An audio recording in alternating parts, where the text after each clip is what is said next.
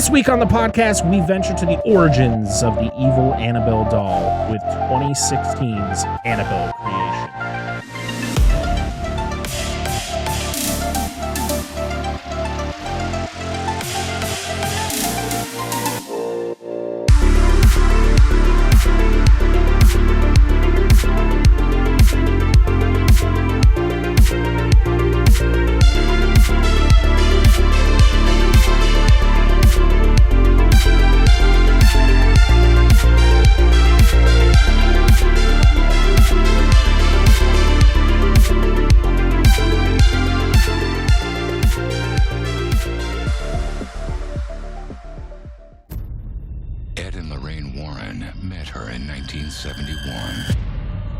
But her story began long before then.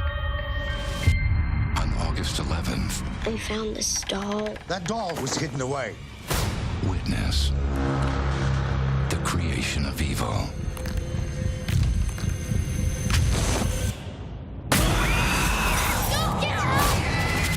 Annabelle creation. What's going on, everybody? Welcome back to the podcast, where we dissect the good, the bad, and the ugly of your favorite films and film franchises.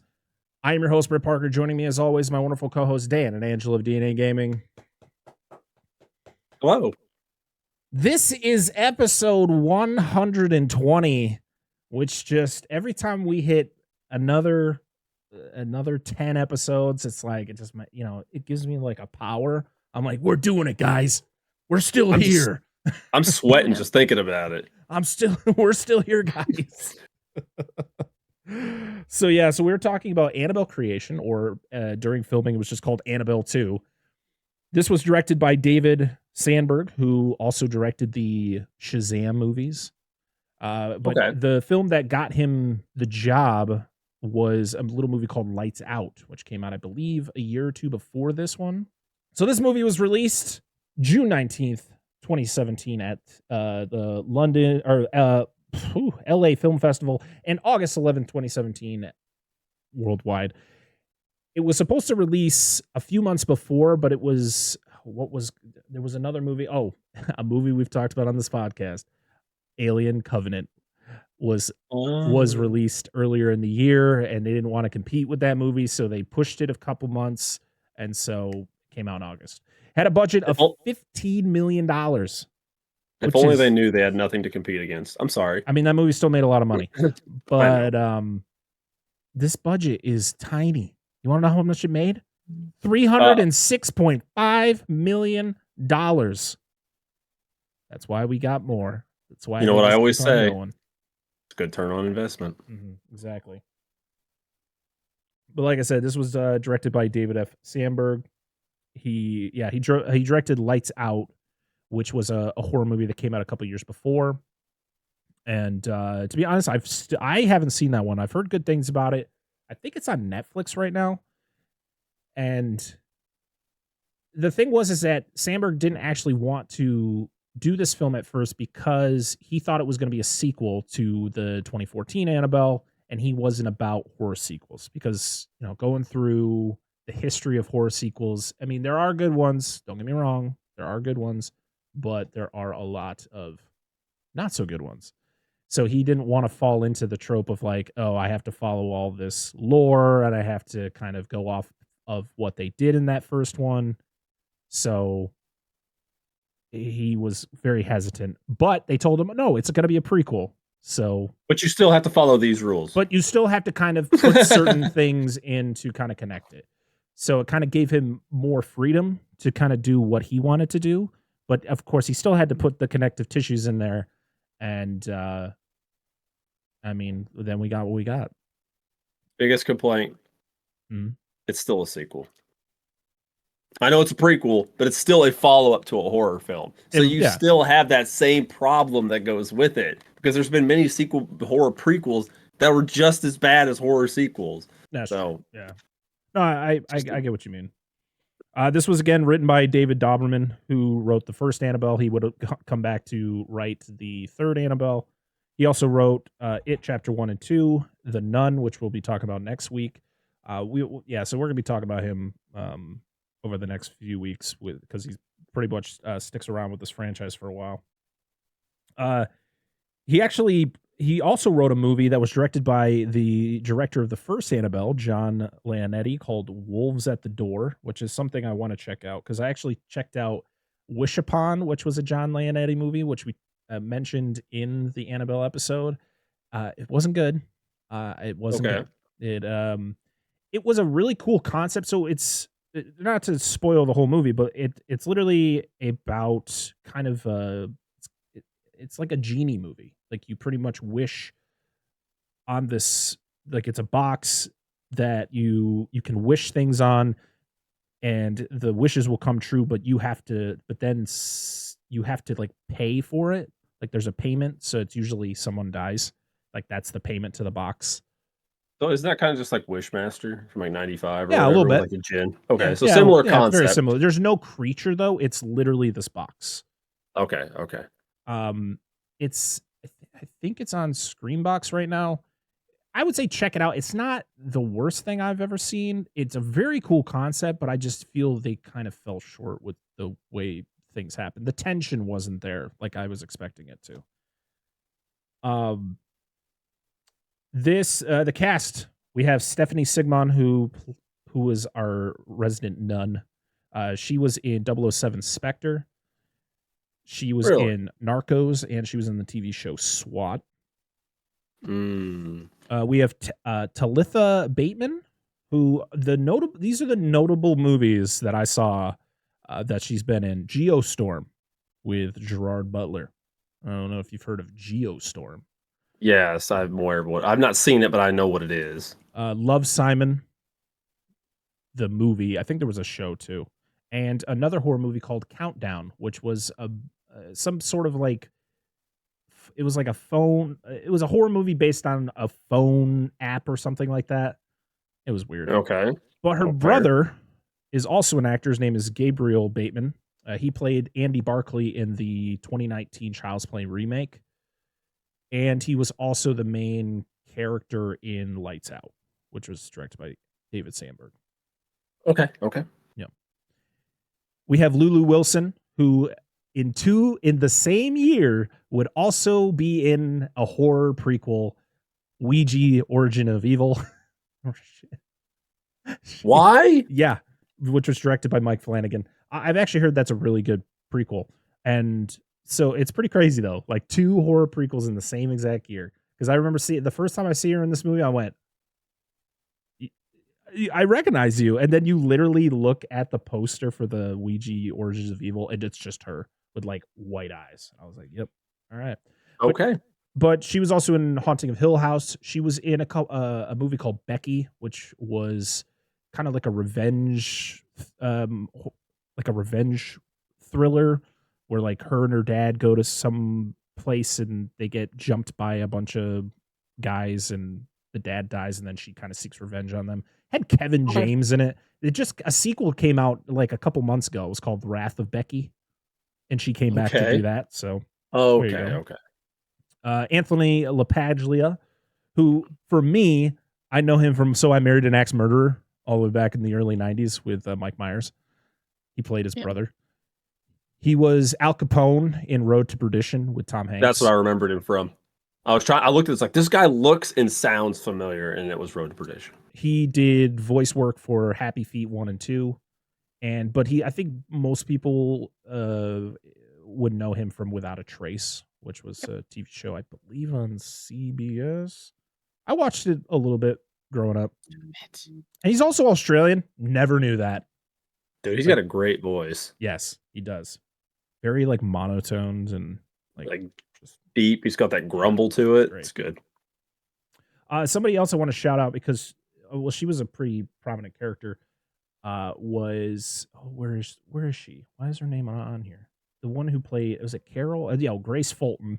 She was also in Shazam and Shazam: Fury of the Gods. She played Mary. Yeah. Mary Marvel. Yeah, got it. We have Grace Fulton as Carol, Philippa Coulthard as Nancy, Samara Lee as B. Mullins, and Lulu Saffron as Tierney, who was the one girl who just didn't really do anything in the movie. She was part of the group, but like Yeah. not. Yeah. And Taylor Buck was Kate. I swear there's One of times the I other thought she girls. disappeared in this fucking movie. Yeah. Where'd she go? And she just popped back up like, oh, okay, there she is. And guess what? Joseph Bashara. He didn't do the music for this movie, but he does come back as the demon in this movie. Yes. Is he the same demon from the first movie? First Annabelle? Yes, because that's the demon that is like Just making fully sure. a part of Annabelle. Yeah. Just making sure. Yep. See, Movie the thing does is, some shit. The thing is he has a name, but they've never said his name. At least in the movies we've watched so far. Like I said in the first Annabelle episode, his name was Malphus, but they've never said his name in 2 movies. The spoiler alert, they don't say his name in this one either. They don't really talk about him much. You just see him. Yeah, not really. They don't really have time to go into that side of it. Yeah. Really. One performance though that I was kind of bummed about because she doesn't really play much in this movie is Miranda Otto, who played Mrs. Mullins. Of course, all of our Lord of the Rings fans would know her as Éowyn from the Lord of the Rings trilogy. Did I say that name right? Yeah, Éowyn. I don't want to get yelled at by Lord of the Rings fans. I've never seen them, so. I Am No Man and Smotes. Yeah. Smoted? Do you want me to smote you? And she was in War of the Worlds. That's where I kind of remember her from. Yeah, with Tom. The old, Tom Cruise. yeah. I nobody likes that movie. I like that movie. I love that movie. I thought it was really good. So good. I think it's mostly because it's in that weird era of Tom Cruise, where it was like Tom Cruise in that time wasn't what we think of now, or even like in the 90s. It was in like a weird stage. Yeah. That was jumping on the couch on Oprah, Tom Cruise. Yeah. I love Katie Holmes. Calm down, dude. She's also Australian. Fake. Which I also did I'm sorry. not know. So the music, like I said, wasn't done by Joseph Bashara, was just pretty wild. This was actually done by Benjamin Wallfish, who did the music for Blade Runner 2049. He did the first Shazam. He did the music for It Chapters 1 and 2. He did The Invisible Man from 2020, which is fantastic. I really want to cover that movie at some point. Hidden Figures and Gore Verbinski's A Cure for Wellness, along with Lights Out, the newest Mortal Kombat, The Flash from this year, and he's going to be doing the music for Kraven the Hunter, which got pushed back to next year. Whoops. All I can think of is, he said Wallfish, all I can think of is Billy Bass, the singing trout or whatever. Oh, yeah. The singing bass. You mentioned his name. I was like, "This no way this motherfucker has done anything." He just walked by the studio one day, like, "You know how to make music?" It's like, "Yeah, I've dabbled. Bring him on in." But he's actually done like a lot of bigger shit. Yeah. So good on him. Yeah. I don't know composers, so fair enough. And this movie was an hour and 50 minutes, which is a little more than 90 minutes. But you know what? Less than 2 hours for a horror movie. Sold. Yes. And we talked about the box office already, so boom. Yeah, I got $2. Yeah, that's fine. All right, before we jump into the plot, let's talk about our experience watching this movie for the first time. Well, for the first time for you guys, I've seen this movie already. You know what I do? I like to share the reactions of my wife because she actually watched this movie with me. So let's start with you guys. Angela, she's looking real excited, engaged to talk about her experience. Yeah. Let's remember, don't talk about Yes. what you think of the movie, just your experience watching the movie. Angela, start us off. I was all right with it until a certain point, and I'm like, stop scaring me. It's doing its job. Wow. A horror movie that's actually scaring someone. I hate the dark. Mhm. And there's parts they've made even darker, and I'm like, damn it, stop looking in the dark. Because here I am. I'm waiting, and then things don't happen, and it happens at a different point. I'm like, damn it. I'm like, stop it. But no, I mean, I enjoyed watching this one. Even though it did scare the crap out of me. I slept really well afterwards. Oddly. Yeah, oddly. I was dead. We were done, I was dead. Not like the movie did, but, you know. I slept real well. This one, I think, did a little bit more in certain areas than the last movie that I thought were interesting when I watched it. So I was pretty engaged with this one as opposed to the first one, and I felt it was a little scarier than the previous Annabelle film. Oh, you mean while you were on your phone? I'm just kidding. I'm always on my phone, especially when I watch this shit. I only half pay attention. But I was genuinely interested in this movie, and this was an experience where I wasn't concerned with how long it was, where I complained over the last Conjuring movie, I think went a little bit too long. Mm-hmm. I think this one, maybe you could have shaved a couple minutes, but for the most part, I felt it went, and I was like, where is this going? Where is this going? And it did a few things different. I thought it was a good viewing experience. He's sitting beside me. I'm like, look. And then I would do something like, hey, look, check this out. So we were doing it to each other. So. Yeah, this wasn't my first time seeing this movie. I think I've seen this a few times over the years. And this viewing was fun because I know a lot of people on the internet who would talk about how Annabelle Creation is a better movie than the first one. And like I remember having that feeling before seeing it again, but it just justified after seeing it. I was like, yeah, it is. I'm not really, I don't want to show my hand too much about like my full thoughts on it, but it does things better than like I just felt like, yeah, it was paced better. The scares were good. And there was times where it was nonstop. Like it was like a scene for like 2 minutes of just like, Jesus Christ, is it going to end? Like usually you get a scare, it moves on to another scene. No, it's like scare, move on. No, it's back. I'll move it again. No, it just keeps on chasing after them. And it's good. I love the pacing throughout the whole thing. There were certain characters that kind of felt underused, and especially actors who I felt like, I'm like, damn, this person's a pretty big actor. Like you used them for like 5 minutes and they're always in the shadows. But the kids, it's always a toss up with child actors on like how well they're going to be. And to be honest, I feel like everyone does a really good job in this movie, performance wise. It was a lot of fun to watch this movie. Yeah, that was my experience. I like it. So this is my favorite part about all this. This is like, don't tell us what you thought of the movie. Tell us your experience. And he was the worst one out of all three of us. He's like, let me just break this shit down. No, you're good. I don't know how to do this when I've already It's so hard though. I don't know how to go about it when I've already seen the movie. I know, but it's so hard to tell like you said, your viewing experience or even without talking saying about how what you thought of the movie. Listen, yeah, I mean, I liked it. You guys want to say what you thought? No. I want to keep doing this. It's a challenge. Like I feel it's like, and I failed the challenge today, everybody. No, it's still. They'll hear at the end. Everybody's of the like, "Come on, man! You said don't say what you thought." They still got us. I'll share my wife's experience. She is literally looking away from the TV every 5 minutes because she'd be like, "I can't with this," because it was the same thing with the first Annabelle because it's the same demon. So every time you would see something with that demon, she's like, "Nope, looking away." I gotta go. I gotta go do something in the house. The baby needs something. I need to do something. I gotta go take the goldfish for a walk. Like, yeah, like what? No, I don't want this. This is awful.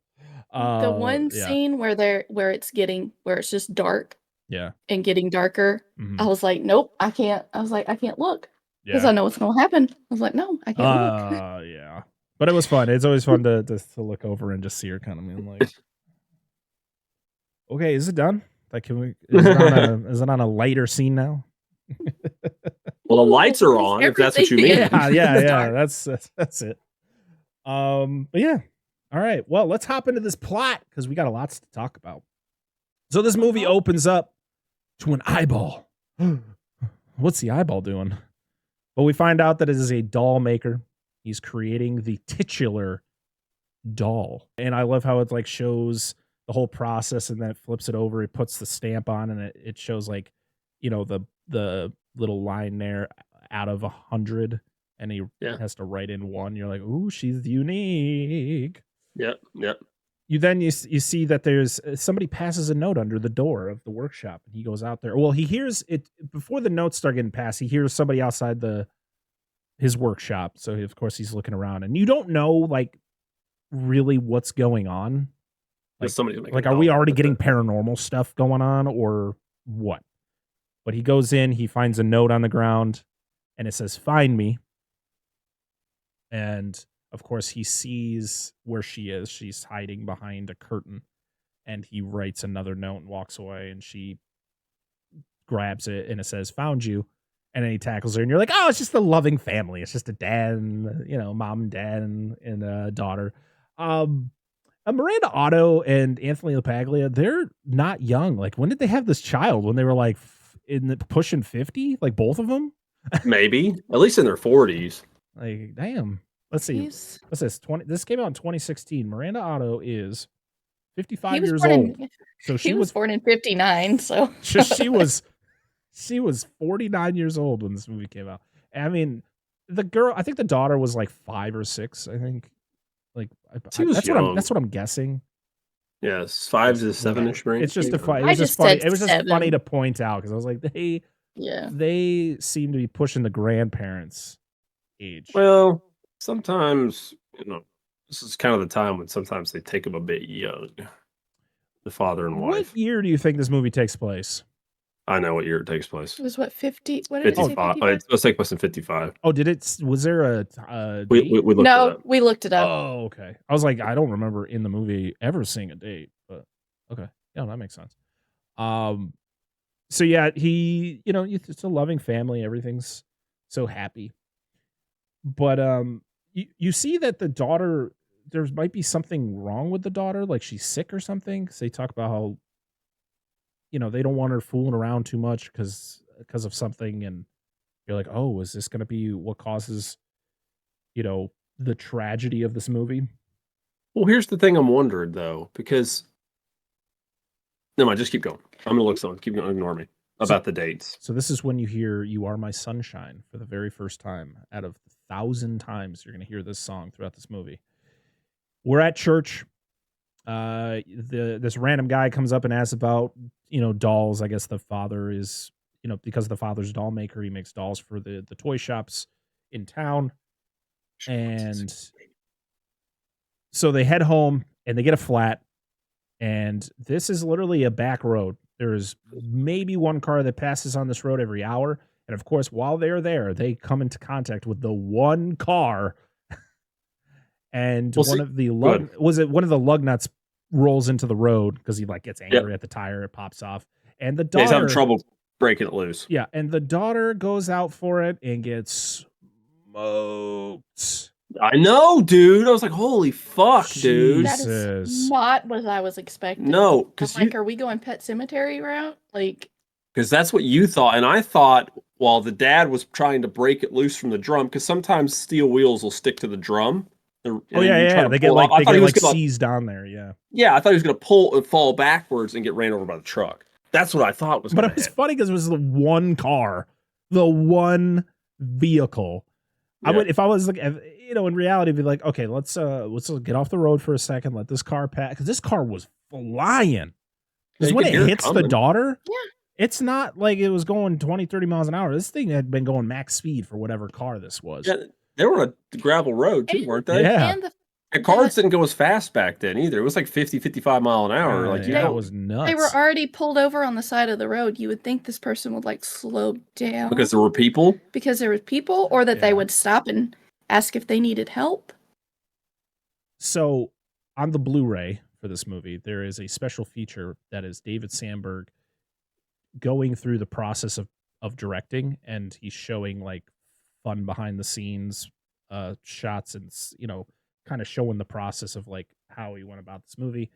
And during this scene, they're talking about the setup for everything, and Miranda Otto is asking do you see her get hit by the car? And he's like, no, it cuts away, but you hear them kind of react to her getting hit, so it's all off screen. And the little girl who plays B, that's the daughter's name, she goes, "Oh, no one's going to see my dead body." Yes. This little girl, man, it was so funny. And then she's just like, "No, they're going to see your ghost, though." Yeah, you'll be dead as a ghost. Oh, it was so funny. Hopefully she was cool with that. Yeah. It kind of cut after that, but I just thought her saying that was fucking gold. So we jump to 12 years later, and we have a bus full of orphans being brought to the Mullins house. Sorry, I didn't say who the family was, to the Mullins. And that's going to be their new home, because I guess this is kind of a way to get Mrs. Mullins kind of back on track here, because she is, there's a pretty big tragedy. So let's put her in kind of a rut. Not even just Mrs. Mullins, it's Mr. Mullins as Mr. well. Mullins too, yeah. He's very like dry with everything. Yeah. So yeah, Mr. Mullins, they show up, and you meet everybody. But the two that you're really going to focus on the most is Janice and Linda, because they're kind of like really, really close. And you find out that Janice has polio. So she's got the one crutch, the brace. For anyone who doesn't know what polio is, it was something that a lot of people got back in like the 30s and 40s and even earlier, because that's what FDR had. Yeah, he couldn't walk. But yeah, so she, of course, she's very limited to what she can do. Mr. Mullins shows them around the house, telling them all their rooms are upstairs. They ask if they can have a room downstairs because, so she doesn't have to go up and down. But then he's like, nah, look at this really cool fucking chair. And just brings down the stair chair. Yes. Where the and it goes so slow. Yeah. And they're watching it as it comes down, like, ooh, can I ride? Well, this just seems dangerous. Yeah. And they get to see her take the ride all the way up. Yeah, you got to put your seatbelt on. And you're like, this shit's a plot point later. Yeah, you have to put the seatbelt on in order for it to work. It's like a safety mechanism. So she gets up there and she explores, and of course she goes into a bedroom, and then the douchebag older girls come in. They're like, nah, this is for me and for her, and then the two other girls that we haven't really seen much.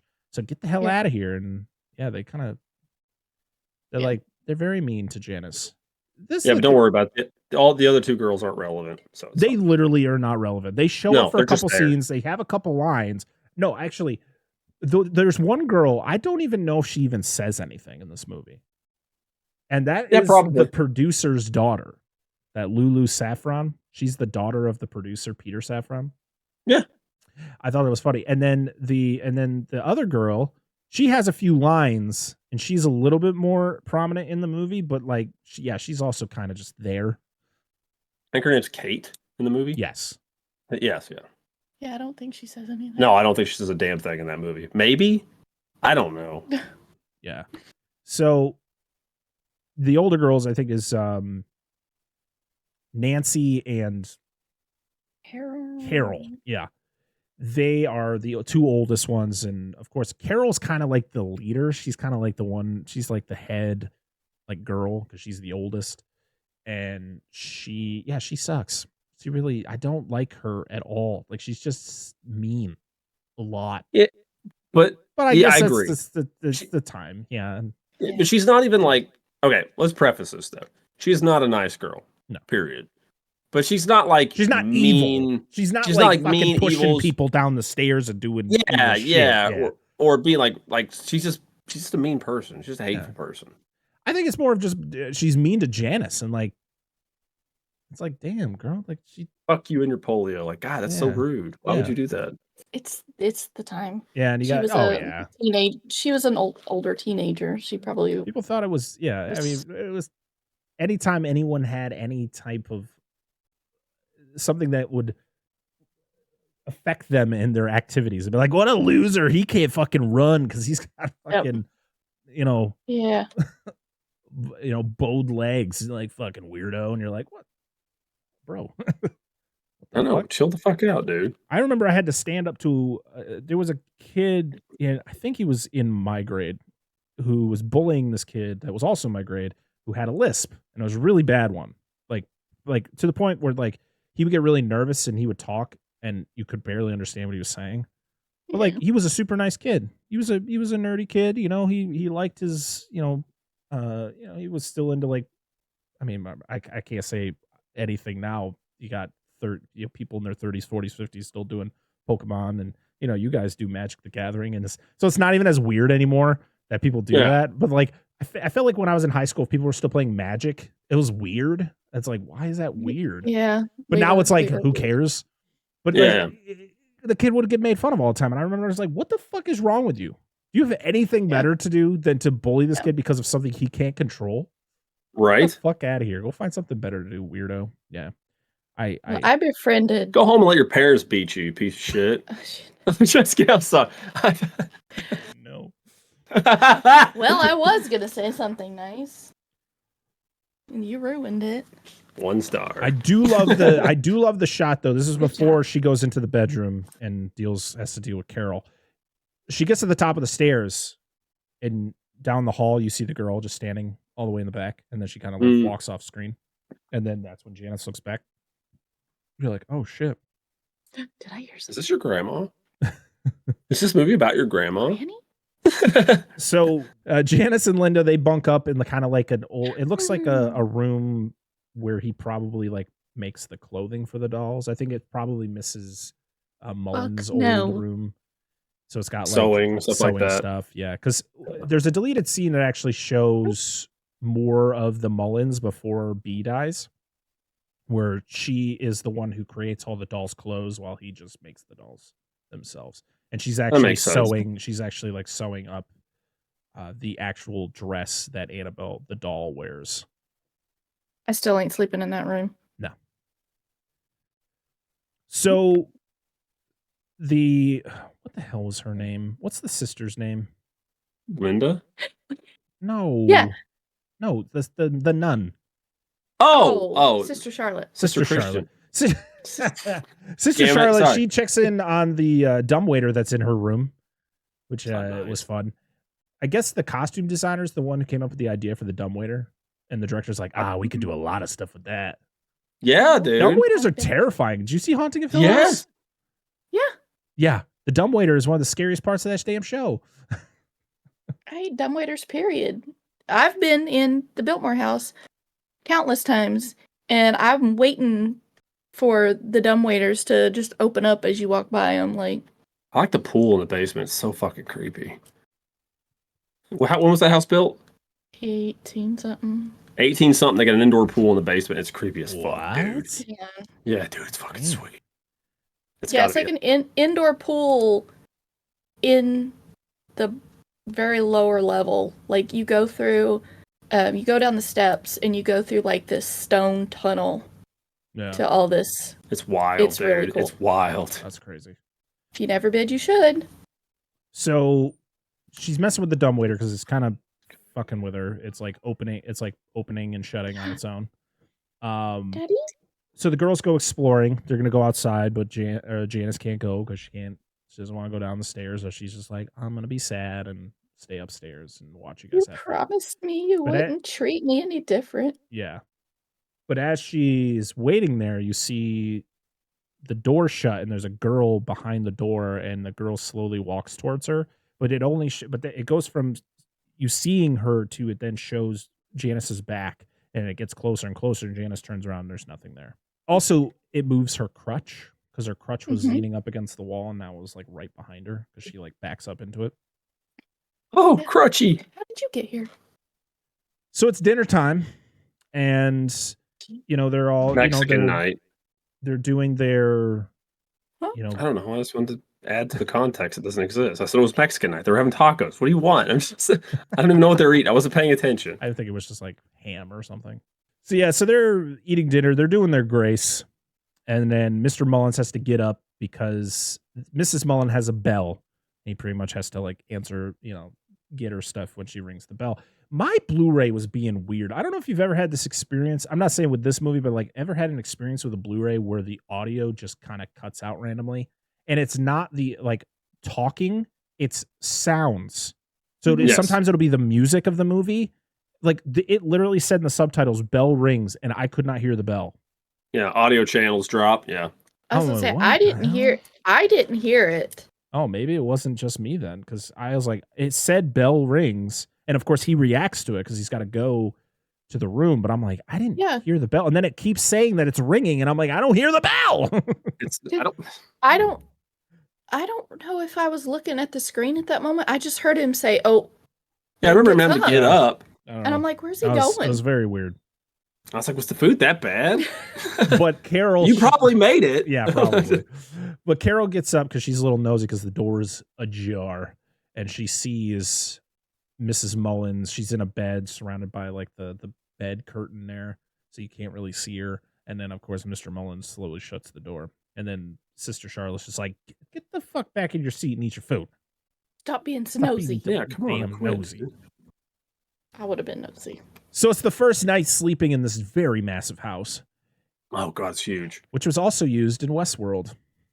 Oh, cool. Yeah. Jan can't sleep. So she starts kind of walking around. She gets a door. She gets a note under the door that says, "Find me." Which you're like, oh, I remember that. And then she gets a note from under the door of the room that she was told not to go in, because earlier in the movie, she tries to open this one room and Mr. Mullins is like, this room is locked and it'll never be unlocked. Yes. So it says that she's in there. So she is able to just open the door and go into the room, and you find out it's B's room. And it's got a cool dollhouse. It's literally just a replica of the house. Yeah. Dollhouse is awesome. It's insane. So she finds a key inside the dollhouse. There was like a room. It had like a little model. It looked like it was supposed to be B. And then there was like a little compartment that she kind of opened up, and there was a key inside. And then she finds the door it opens. And when she opens the door, what is sitting in a chair surrounded by passages from the Bible? You go, yeah. As soon as I open that door and I see those passages on the wall, I go, I don't think this room is good. I don't think I should go any further in this room. I'm just going to. No. But guess who's inside but the Annabelle doll? Just leave it alone. Yeah. So she tried, but she realizes too late that she just needs to get the fuck out of this room. Because she tries to fucked up and found out. Yeah, because she opens, or she closes the door, and the door keeps opening on her. And she's like, okay. Yep. Good. This is when you get, she finds a sheet and she throws it over the doll after, the 2 times of the door opening. And the fucking thing gets up, like it floats. And then it kind of follows her outside of the room. And you're like, God damn it. And then she pulls the sheet off, because she turns around and sees the sheet floating, and she pulls it off and there's nobody there. No, she's walking under the sheet, and as she's stepping, it's slowly taking it off. Slowly, right? Yeah, and she gets so far and it falls off. Nothing, and you're just like, yeah, that gives chills. Yeah, it was good. It was a well done shot. Very well done shot. And she looks outside, and Mr. Mullins is coming up kind of a path, and he immediately knows something is wrong, because he kind of like drops what he's doing and kind of just runs into the house. Yep. My evil demon sense is tingling. Yeah. I think he sees there's a light, because she turns the light on the dollhouse. So there has to be light coming from the room, and she's looking out the window where he's at. So he has to see her. Like, he's not dumb. Yeah, it's a very, or blind. very tense scene. So the girls explore the well that is very far off the property. Like when they show how far the house is, I'm like, damn, that's a walk to go look at this well. Way out there. And of course, this is when, the big thing between Nancy and, Jesus Christ, what the hell is the girl's name? Carol. God damn it. Carol and Nancy, they tease about Mrs. Mullins, pretty much, making up bullshit stories about her. And this is where I heard he threw her. Yeah. Or keeps her or whatever. Yeah. I'm like, what? But you saw her in the bed. I know, right? Why would you believe their bullshit? But did she really see her? Just trying to freak her out. Yeah. Well, I mean, it could have been somebody else's body. Because this is when, I think this is also where, does Janice tell anybody about what happened in the room? Not immediately. After this part, no. I think it was the second time she encounters it. She's like screaming through the hallway. But Janice confesses to Sister Charlotte about going into the room, and of course, Charlotte's upset about it and tells her she needs to do a Hail Mary and she needs to unload some boxes. That's your punishment. And the girls all Linda, she wants to play hide and go seek. So, and the older girl's like, sure, whatever. But they're like, yeah, we're not gonna play. So she goes and yeah, this is way better than hide and clap. Fuck hide and clap.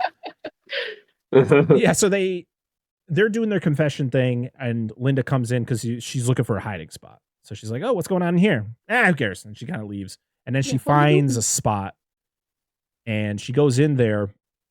And what sees the vents on the steps that you can go underneath the stairs. Yes. So she goes into like the room that's under the stairs, and she's like hiding there. And then she turns and she sees the doll just sitting there. And then it just gets fucking yoinked into the darkness. And she's like, oh, fuck. And she gets out, she bashes out the door. And of course, the other girls are there, and they're just like, well, we found you. You're not so good at this game. Pretty bad, yeah. Try better. Try harder next time. Come on, we need effort. And this is also where the older girls find a scarecrow. Yes. Just leaning up against the barn. And it's a creepy ass scarecrow. It's like, hello, creepy scarecrow. I said, is this the scarecrow from Jeepers Creepers? From Jeepers Creepers or Scary Stories to Tell in the Dark? Yes. That's the one I was thinking of. This is the best part of that movie, by the way. Faghead Jason. It is like Baghead Jason, except it doesn't have the eye. Yeah. Yeah, it doesn't have any holes in the eyes. It's just a sack. No holes. So Mr. Mullins, he fixes the dumbwaiter for Sister Charlotte, and she shows him a picture of her and some other nuns. And this is when you get your look at Valak once again, because it shows the nuns, but then he's like, oh, who's this? And it's one of those things, it's like one of those, I can't remember what the hell they're called, where you move a picture and it changes the image. Oh, yeah, I know what you're talking about, yeah.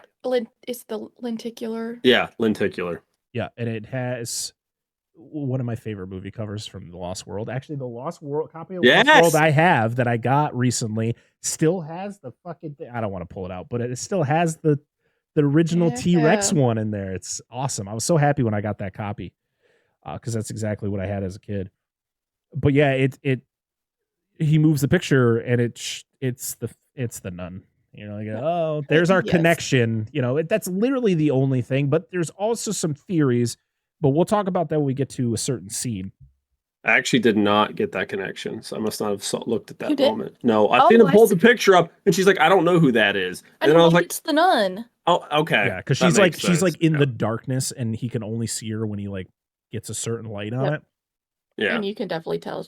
Yeah, this one's not living. So the two older girls are playing kind of a game underneath the sheet in the middle of the room. They're like, you know, making up legends about Mrs. Mullins and, you know, trying to kind of scare each other. And they hear... Oh, go ahead. Oh, I was going to say, one of your future relatives is going to be a dope-ass ground skateboarder. Like, whoa, scary. Rodney Mullins is a great technical skateboarder. Fucking one of the few skateboarders I know. He's really great. He's just like, he doesn't do vert or anything like that. It's just like ground technical. It's fucking wonderful stuff. But that's what I think. Every time I hear Mullins, I was like, Rodney Mullins.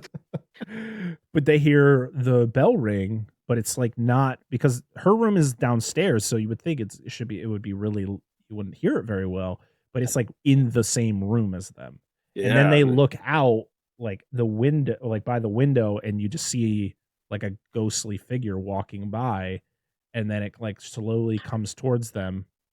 Yeah, they're like freaking out. Yeah, and of course they like close their eyes, like, oh, it's not real. And they open it up and they look, and there's nothing there. But then you get a hand that comes through and like grabs Carol and scares the shit out of them. But then Charlotte comes in and reacts to it. Get to fucking bed. Mm-hmm. All Hail Mary your ass down them steps. So the next morning they're out having like a picnic with everybody, and Janice is out there with Carol and Nancy, and Janice is curious about what happened that night, and Nancy starts to kind of tell her, and what the fuck, Carol, why can't I remember this girl's name? Carol is like, nothing happened. It was nothing. Like, she's just trying to keep it hush hush. Like, you can't remember her name. Just remember Carol Basket. I mean, so Sister Charlotte talks with Mrs. Mullins, and she kind of gets the whole rundown of like why Mrs. Mullins is the way she is. You know, talking about her daughter's death. You know, and then kind of talking about, showing that she is scarred because she's wearing like a mask. It's like a porcelain mask that I'm guessing Mr. Mullins made. Phantom of the house. I'm assuming he made it because they make reference earlier that she looks like a doll. Yeah. Yes. But she kind of mentions the fact that the reason she wanted Sister Charlotte and all the girls to be here is because she kind of wants the energy back in the house, and she just wants, because this isn't one, she doesn't explain the whole demon thing yet. It's the second time they talk, because she brings her the doll. So this is when Janice finds a picture of Bee and the doll, and when she's in the room, the picture's kind of weird. Like when you put it in the dark, Bee's eyes glow white. And she's like, what the hell is this? So, and then this is when she hears My Only Sunshine playing from Bee's room. Like, okay, this is getting better. So this is when Janice and Linda, they go into the room. Linda doesn't really know what's going on yet, so she's kind of just going in there, kind of looking at stuff, and she finds the cool ball gun retriever thing, which is really cool. Yeah. It's got the fishing reel on it. It's great. But nowadays we have to go find the ball after we shoot it. Yeah. What a time to be alive. You shoot a ball and you can never find it in your house again. You're like, why?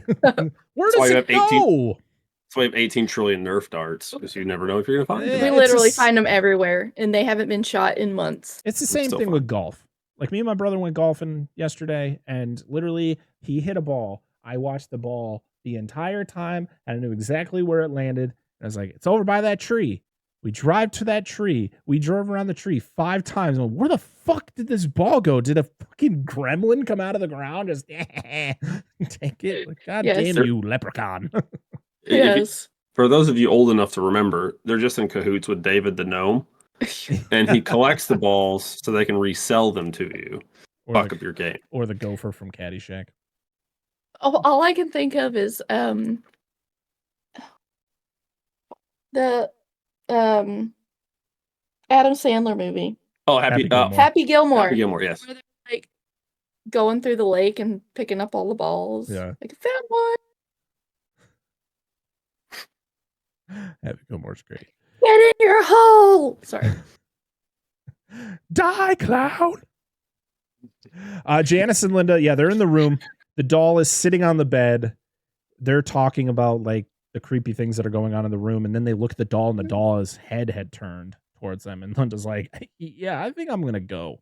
This is nah, I'm not feeling good about this." But Janice sticks around. She sees the puppet show that happens where no one's controlling it. She like pulls the puppet off, nothing's happening. Yeah, and then she goes over and finds the diary, which has nothing in it except for one day where it says, "Dear diary, today I come home." Well, it starts out there are a few pages. There's a few pages in there, but then it goes blank, and I'm like, why is she still flipping pages? She flips through like 3 or 4 blank pages. Yeah, it's like she's trying to find more. I was like, why? Go ahead. Oh no, it's just I feel just for the purpose of like, we have to make this creepy. Where it's like, oh, this is the day she died, but then this is on this day is when her spirit came back to the house. Yeah, see, I get what they're going for, but like I don't know, maybe the kid was just looking, but like they're doing this, they're trying to make it scary. Like, well, you obviously know she died, so she's going to stop writing in it at some point. Yeah. But of course, then she finds it. Anyway. Yeah, but then Bee shows up. She's like, oh, and then she starts talking to her. She's looking out the window. She comes up to her and tries to. She's like, well, what do you want? And that's when she turns like, your soul. Will you help me? And she's like, this part creeped me out because she starts looking. She has her back turned to the dollhouse, and the dollhouse light turns on.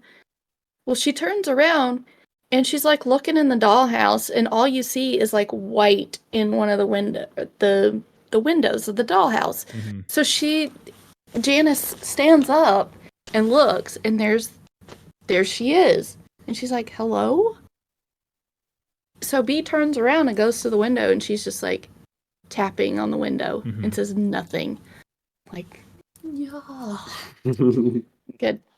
So yeah, the demon shows itself, and it pretty much chases her out of there. Like, she gets out of there quickly. This is when she's screaming, but like no one hears her. She gets her legs back to her legs scratched up too. Yep. Because you see the demon hands. The demon hand grabs her and she falls and it like scratches her. She gets up and scurries out of there screaming. And then she tries to get into the chair and try to get to go down, but it's not working. And then, of course, she figures out it's the seatbelt. So she finally starts to go down and she gets to the bottom. She gets almost to the bottom and the chair stops. And she's, trying to fuck with it more. And then it starts to go back up. And of course, she looks up and she sees the demon as B standing on the top of the stairs. And then she looks again and it's gone. And then she gets to the top of the stairs and it's just dark. It's just black. It's like you don't see anything but like just the light that's shining on the chair. And then the demon comes and grabs her and yanks her into the air. And you're like, what the fuck? I will say this is essentially, for those of you who have watched or listened / watched our Annabelle video, this is our elevator scene. Yes. Mm-hmm. I mean, the elevator scene in Annabelle is the best section of that movie. I think it's got the most tension and the best frights. This is a great sequence of events, shot very well. The use of like the fact that there's this absolute darkness that surrounds her, except for just that slight light just to light up her and the chair. It's great. And of course the demon is black as well, so he blends into the environment. And timing is great. It's short enough that it is tension building, but it's long enough that it's not overdone. Yeah. So the next day, she actually comes crashing down. She just fucking smokes the ground. Nice person. And the next day, she is coming back from the hospital.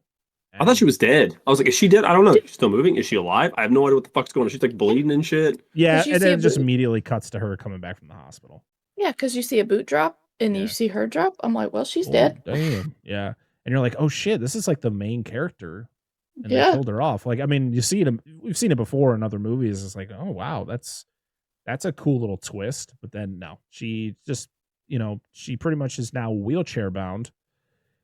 And this is when, of course, all the girls are just like, will she ever walk again? All that stuff. And they wheel her into the house.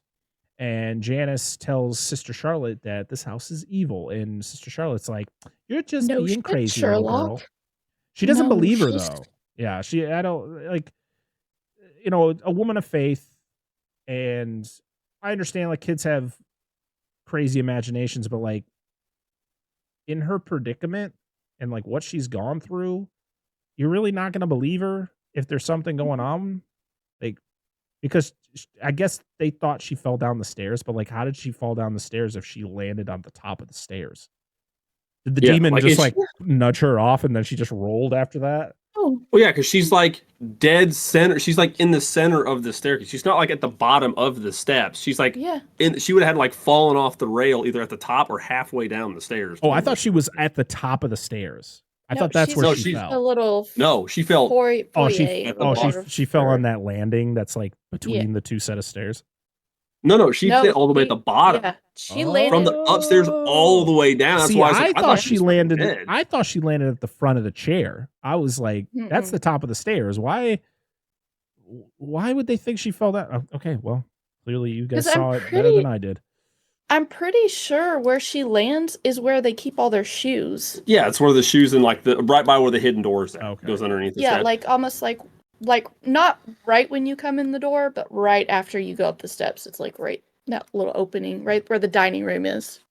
And I was like, but that's why I thought she was fucking dead. I was like, there's no way, dude. Like that kid's fucked up. That's like 2 stories. Then she landed right on her back. Like, oof! Thank God her spine broke her fall. Any other thing, she would have stumbled down the stairs and been dead. Yeah. I just need my crutch and walk it off. Suck it in. It's the 50s. So the Mullins, they chatted up.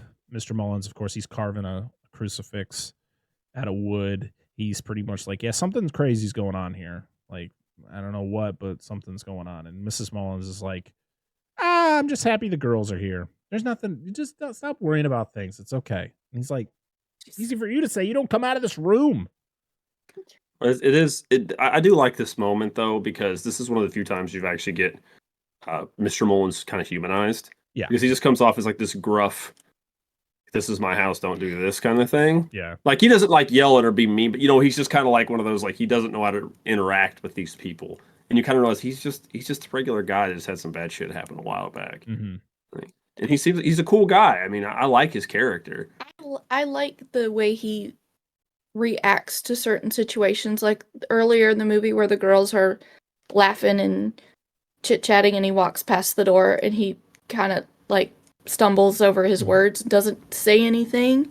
He's just a dad that has had a girl but hasn't had a girl at this stage in life, so he kind of doesn't know how to act. He probably doesn't get out much ever since that happened because of his No. wife being sick all the time and stuff. I feel like he just goes to the store and comes back. Probably. Well, there's no indication that he's still building dolls either. No. We don't even know if he still goes to church. I assume so, but maybe not. I don't know. He might not. With his wife being in her condition, they probably don't. He has to be the only one that just goes, like, we have people here that only come to town once a month. They do their grocery shopping, they pick up medicine once a month. I feel like he is that once a month person. Yeah, because they're kind of out there in the middle of nowhere. Yeah. So Janice and Linda, they have a cute little exchange. They're talking about, the situation. Linda doesn't want to sleep alone in that room, which I don't blame her. Also, was it Lulu Wilson who plays Linda? She's adorable in this movie. Like, she's probably like, yeah. Like, you feel for this girl, and she's so good at showing like very scared faces. Like her facial expressions when she's scared is perfect. She's same for, I think Talitha did a good job. Yeah. No, I mean, to be honest, these two main girls were great. I mean, I think the two older girls were good in their own way, but like the two, like the girl, like Linda and Janice are fantastic in their performance and their ways that they kind of react to things. Like, you can tell, like, Janice she's depressed because she's got polio. She can't do a lot with herself. Now she's in a wheelchair. She can't even sleep in the same room as her friend. She just feels like she's not, and also the fact they're orphans. She also feels like no one's ever going to adopt me. Like, I'm a cripple, and it's the 50s. So, like, most likely, probably not. Probably not. Yeah, especially during the start of the baby boom and everything. I mean, that's crazy. Yeah, it wouldn't be a whole lot of adoption probably happened, period, at that time. And of course, she's because Linda also feels the same way, but Janice is like, no, you're gonna get a family. You're gonna have a great life. They're gonna spoil the crap out of you. They're gonna love you a lot. Don't think negative things. I'm like, I'd adopt her right now. Linda goes by the room. She goes back up to her room, but she walks by B's room and looks through the keyhole and sees the dolls rocking in the chair in the room. And then she opens the door and it's gone. Like, just stay out of the fucking room. Stop opening the fucking door. Please. So this freaks her out. So she runs into her room and kind of just sits with the ball gun and shoots it into the pitch black hallway. Like, you don't see anything in this hallway. It's so well shot. It's awesome. The cinematographer, I want to shout out the cinematographer in this movie, Maxime Alexandra. He fantastic, like, just situational awareness and the way certain things look. Great. This is the fire truck scene, though. Oh yeah. But so she shoots the ball into the hallway, she retrieves it, and then she shoots it again, and then something grabs onto it and pulls, and then it starts to go slow higher up. It's fucking cool. It's a cool shot. Well, I had said before this, I'm like, she's going to shoot this in the hallway. I didn't think she was going to shoot it at first. Like, she's just sitting there waiting for something to appear. I'm like, she's going to shoot this, and it's going to be like her fishing. And it's going to be like fishing line where it just pulls it. I thought it was just going to pull. It's a Jaws moment. Yeah. Yeah, right. Yeah. Right. But no, it just yoinks the ball gun right out of her hand. And so she gets freaked out. She runs up and gets to the top bunk and gets under her covers. and you can hear the footsteps like running towards this room. And then and then it like you can hear it inside the room, and then she feels someone go to the bottom bunk, and of course she's very curious of what it is, so she peeks over into the crack. Which, as someone who had a bunk bed as a kid, that's how you talk to. Like my brother was on the bottom bunk, I was like, "Hey, what are you doing down there?"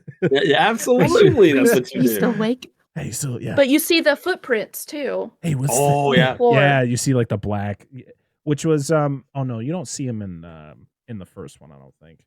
But yeah, you see the black footprints leading to the bottom bunk, and then she looks over, and the doll is Those there. are big. Those are too big for dolls. Yep. Footprints. And Just the saying. hand to grab the doll and move it. Yes, it's like, oh fuck. And how this girl goes to sleep after that, I'm like, what? Because the next scene is her waking up. I was like, there's no way she went to sleep. What? No.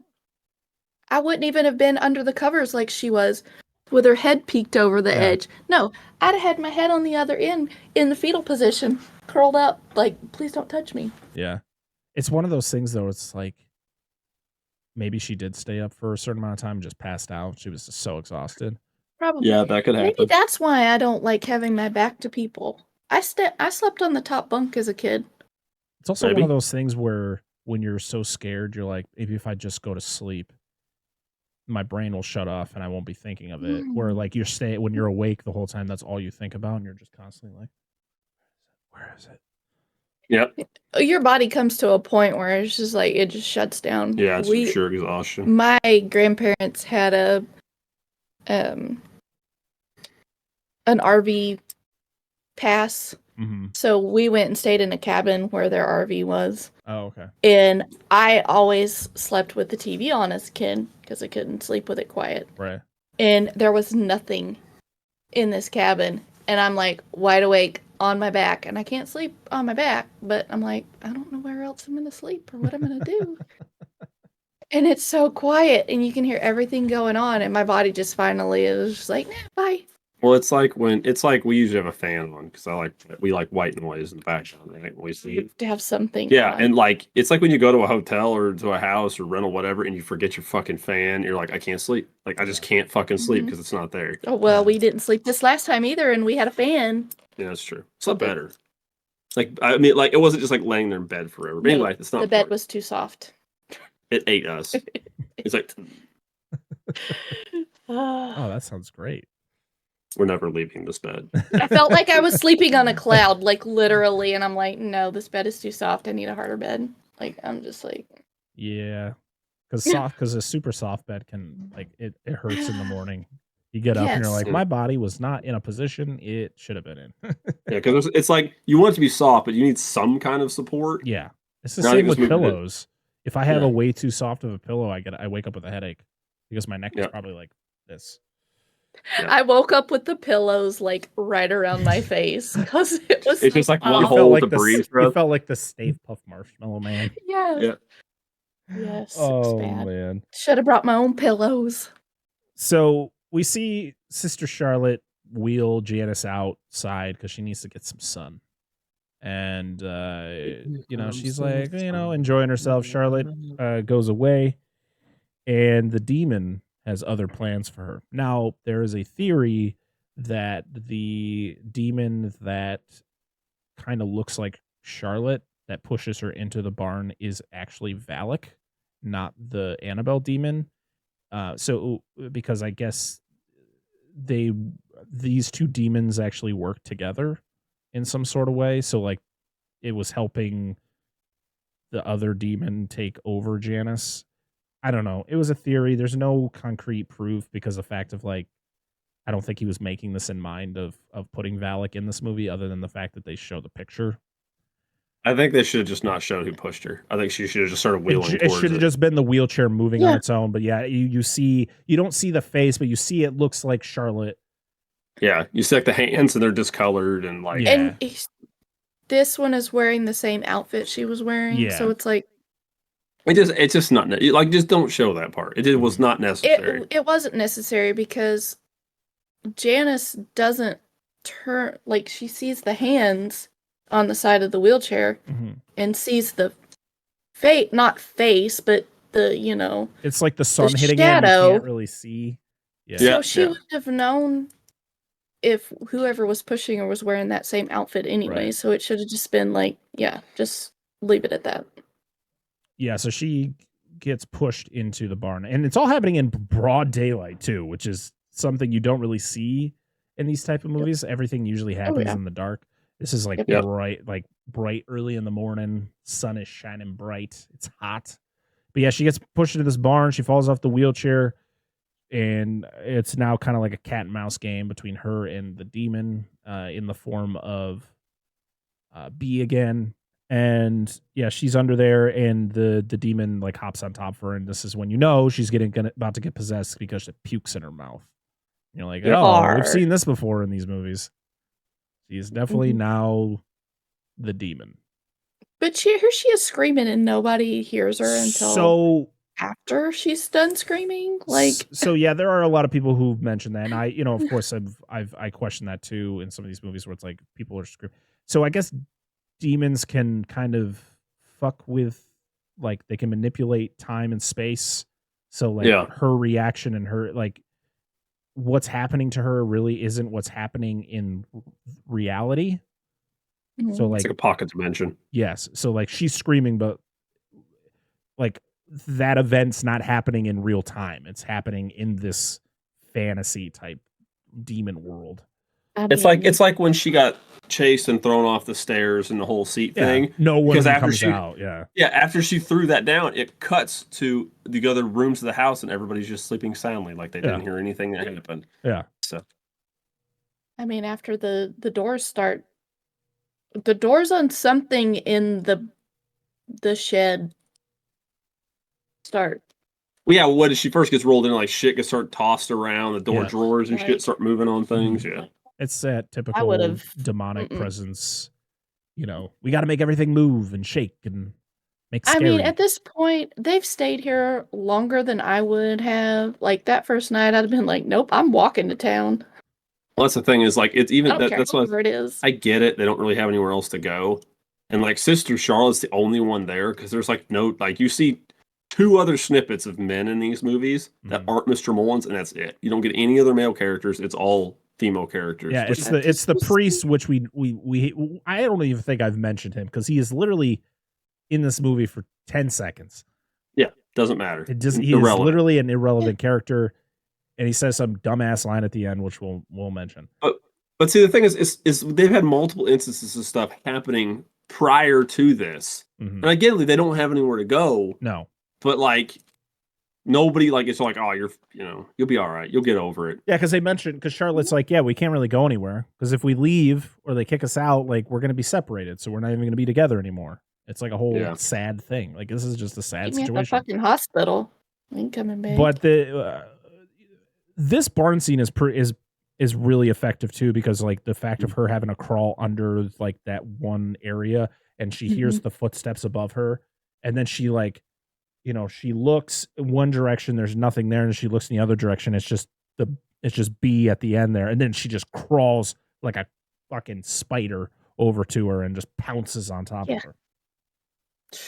So Linda's freaked out because she realizes that there is something wrong with Janice, and this is when Linda talks with Mr. Mullins about everything that's going on. Talking about them going into that room. And she also mentions the fact that door was open in the doll, and he's at first confused. He's like, "What are you talking about?" And then the room with all the Bible pages around, and he's like, and he literally is like, "Fuck, this isn't good." Yep. He's like, "You guys aren't supposed to be in that room. Don't ever go in that room ever again." And he's kind of like, the craziest thing is how fast everything happens. Like he finds out that they open that room, which earlier in the movie when she opens that room. And she has the experience with the sheet ghost there, and she looks outside, and Mr. Mullins seemed to react to it. Like I felt like he knew that already, and then like, Linda tells him all the stuff, and he's like, "Oh, what? You guys aren't supposed to be in there. Oh, this is bad." And it goes so quick. He goes in that house with his carved crucifix. He goes in and. He goes into the dining room and the doll is sitting at the end of the table. He goes in there, of course, and he's kind of, like, trying to be, wary of what's going on. And then he turns and you just see Janice wheel down the hall, and then she gets up. Well, don't forget about the note. Oh, that's right. Yeah. Yeah, the notes that he used to get from B. What did it say in this one? Well, he walks up to the doll that's at the table, and he sees the note on the ground, and it picks it up, and it says "Found you," which is exactly what he wrote to B that one day. Yep. And then she wheels up on the wheelchair. Yeah, and she gets up from the wheelchair and starts to like walk towards him, but then she backs up into the shadows with her eyes glowing white, and then she morphs into the demon. And of course he is, got his cross doing his thing, but then you get the effect of his fingers getting bent. CG's a little wonky on it. But the fingers getting completely bent backwards off, so he drops the cross, and then he just gets wrecked. But it's a really cool transition between Janice into the demon. I thought that was really well done. But yeah, it's like I said, it goes from 0 to 100 in the matter of seconds. He finds out about the room, and then he literally gets murked like 30 seconds later. It escalated quickly. So Mullins is mutilated, and then you see that his body gets taken away, and Janice is at the end of the porch with the Annabelle doll on her lap. So, and then she always has this really like weird facial expression too, like she's evil. Yeah, oh yeah. So this is when Linda needs to take actions into her own hands. She goes downstairs and takes the doll from Janice while she's sleeping, and then goes out to the well. That's 7 miles away from the house. And Sister Charlotte follows her down there and is like, "What are you doing?" She's like, there's something wrong with Janice. I think it has to do with this doll. I've seen things, we got to get rid of it. So she tosses it down the well, and Charlotte's like, "Oh, okay, let's go back, guys." And then this is when Linda gets grabbed by something in the well and starts getting pulled in, and Charlotte has to tear her out and then throws the cover onto the well. And I love when they back up and the fucking well cover starts to like bob up and down, and Charlotte's just like, "What is that?" And Linda goes, "Who cares? Just run." Yeah, that's smart. She should have just not even gone back to the well. I'm like, "Listen, Linda. Oh god. Listen." Yeah, Linda was the smart one. Charlotte's telling you. Yeah, Charlotte's telling you not. Just back up. Well, no, Linda told Charlotte to back up. But why did Linda go back? Fucking note. So she's leaning over. Oh, because she was leaning. This was after. Yeah, because she's leaning over, and Charlotte's like, "What are you, Linda?" Linda. Like, hello. So the doll is back on the couch though when they get back to the house, and they're like, "What the hell is going on here?" Of course, Charlotte is freaked out from what she's seen. She takes the doll, goes into Mrs. Mullins' room, and she's like, "What the hell is happening?" And Mrs. Mullins tells her the full story about when her daughter died. They pretty much prayed to be able to see her again. And of course, it started out where they could see her ghost around the house, but they couldn't really do anything. Well, they went, it wasn't just that. They said obviously through Christian God wasn't working for them, so they had to go to anything that would allow them to see their daughter again. Mm-hmm. So I think obviously they ended up dabbling with the occult, which brought all this. Yes. But yeah, and they welcomed this demon into the house, and it ended up attacking Mrs. Mullins, and that's why she wears the mask, because it tore a good chunk of her face off and her eyeball. Because it tried to steal her soul.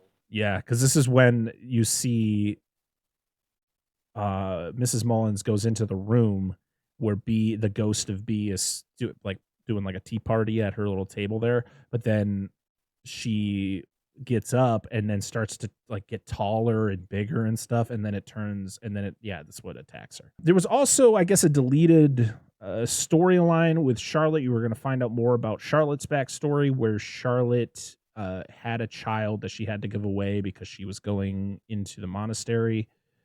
She was becoming a nun, so she had to give the kid away.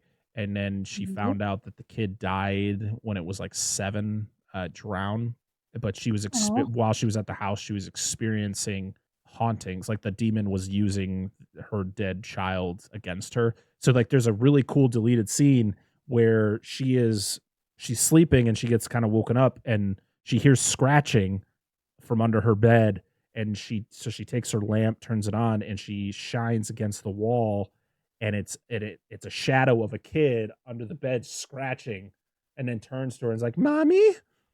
Nope. See, maybe it's different. Maybe Demons are different, but I thought the demons could only do that kind of thing and if they knew who your kid was, because that's how it had to work in the original Conjuring, is they had to see that locket with. I'm guessing what's her name's skin. Could have been partially why they didn't put it in the movie.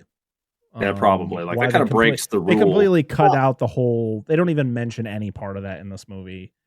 She could have something that she could have, but because she picks up the baby blanket out of her suitcase when they get there. But you see nothing else of that. Yeah. Also, she mentions the fact that her kid died.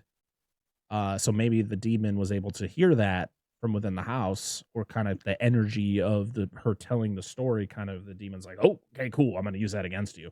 Yeah, because I'm like, what's up with the blanket? And that's when the dumbwaiter door opens. Yeah. So that's the thing is like I if they were going to do that, I really wish she had a picture of the kid, because that would make sense. Like, no offense, like I know it's a demon. But whatever. But yeah, but I mean, subjugate souls. But how do you know it looks like what the kid looks like? There's no inkling of this in the actual movie, so it doesn't really matter. Because I guess there was the other scene where,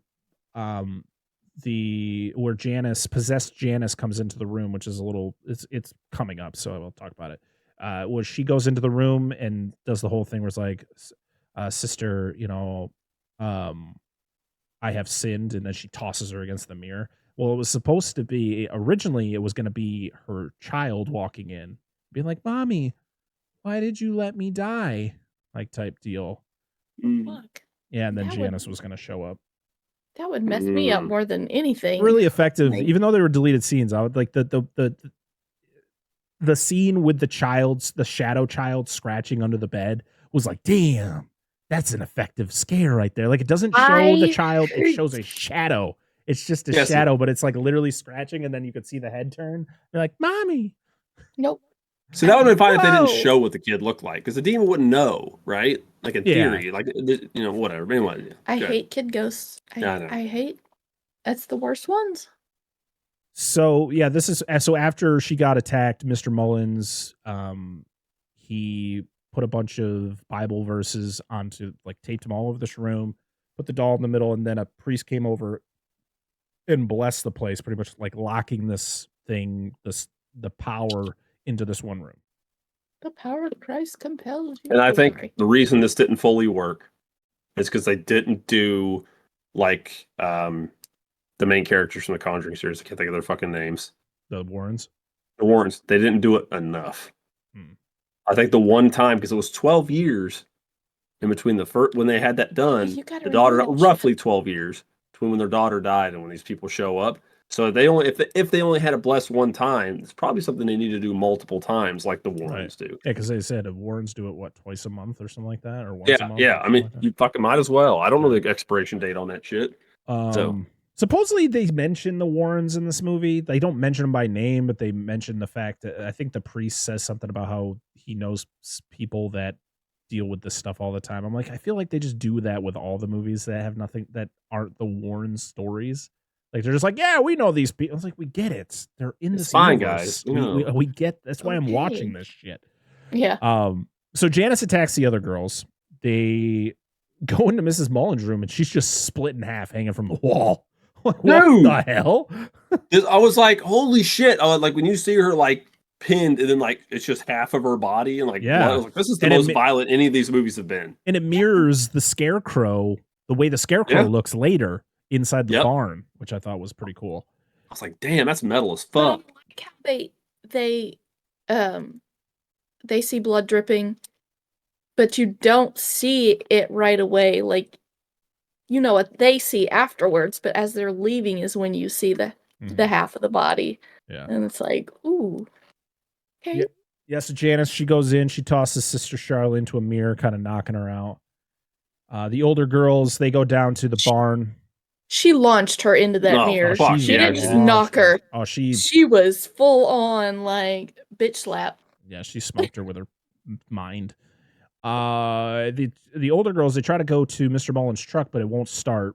So, and of course, you get like the cool effect where they're trying to start the car and the lights keep turning on and off, and it keeps showing the Scarecrow and Nancy's just in the other, in the seat, like, what the hell is that? Now, this is something, if I remember correct, Angel and I were talking about this scene when I was watching it. This is actually something fairly accurate, because this being 55 and this being an even older truck than that, this is prior to my knowledge. I couldn't tell you the exact year, make, model of this pickup. One of the big three, whatever.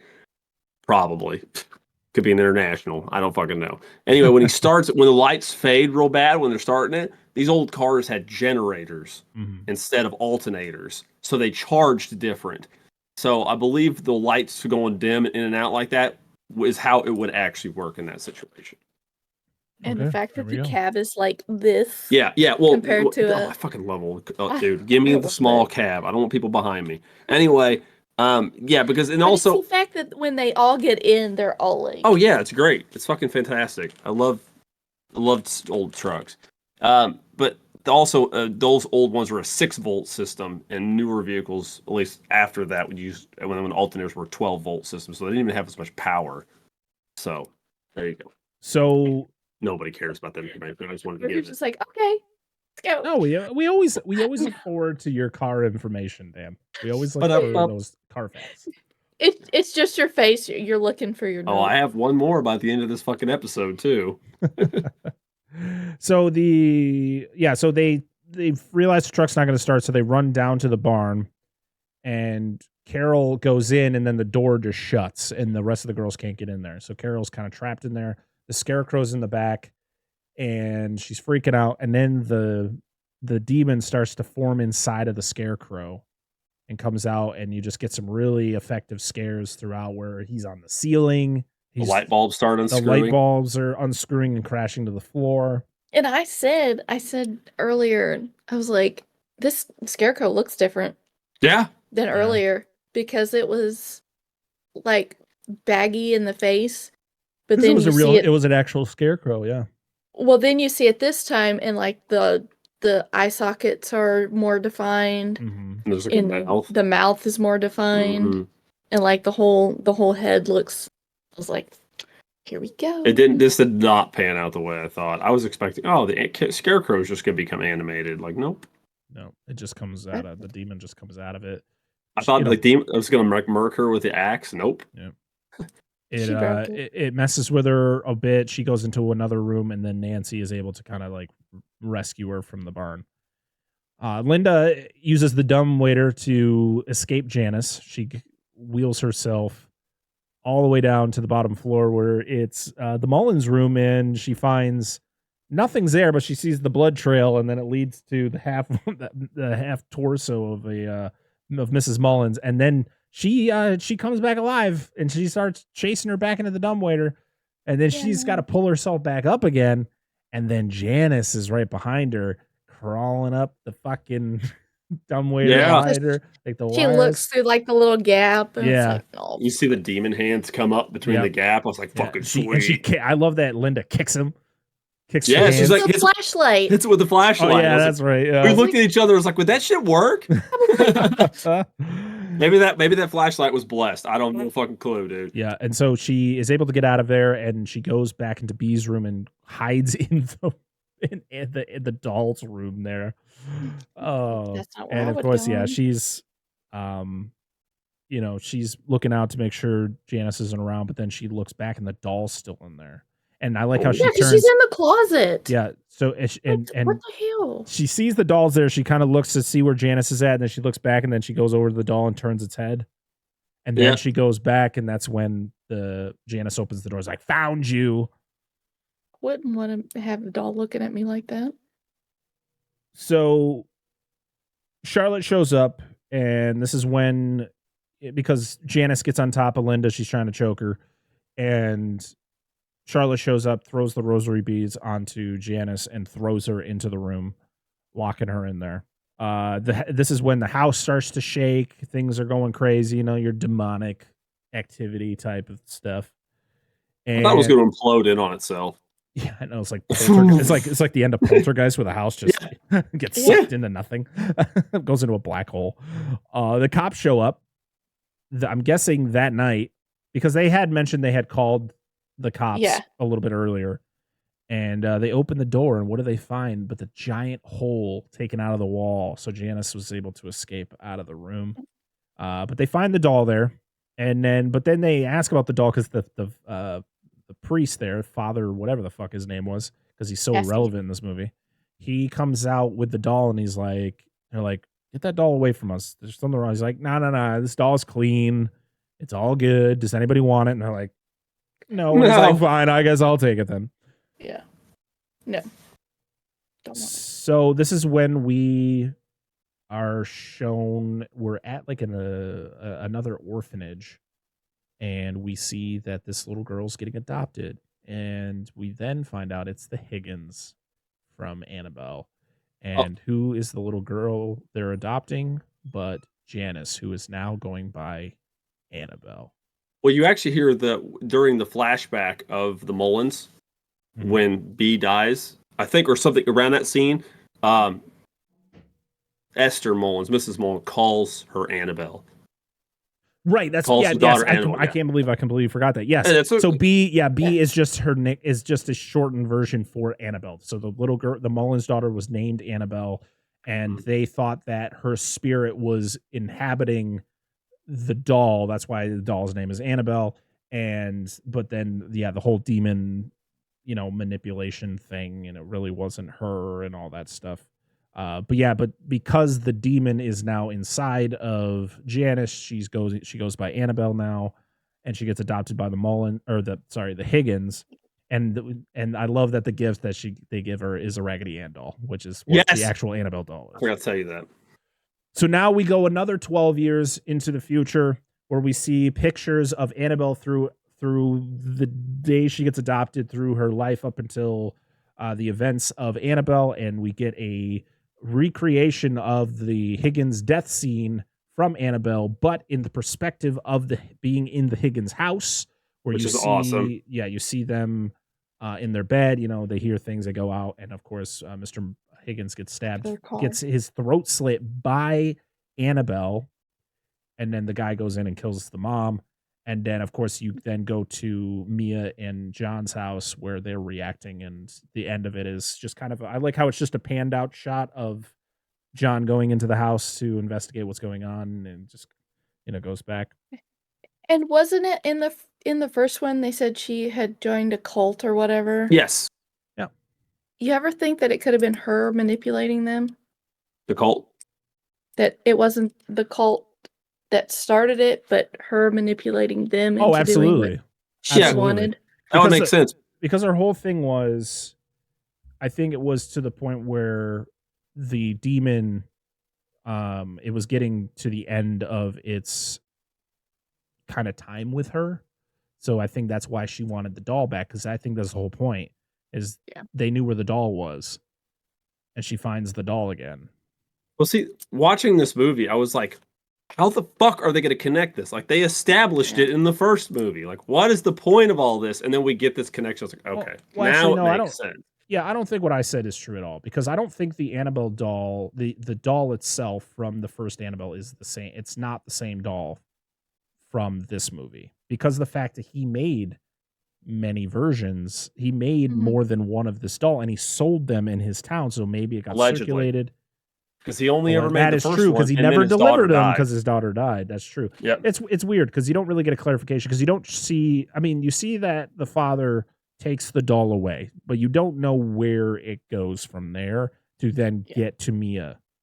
Yeah, you don't even know specifically. But also, John says that he bought it kind of in a sketchy way, so it's like, okay, maybe it is the actual. Maybe it is that doll. True too, but it's like it's gotten damaged.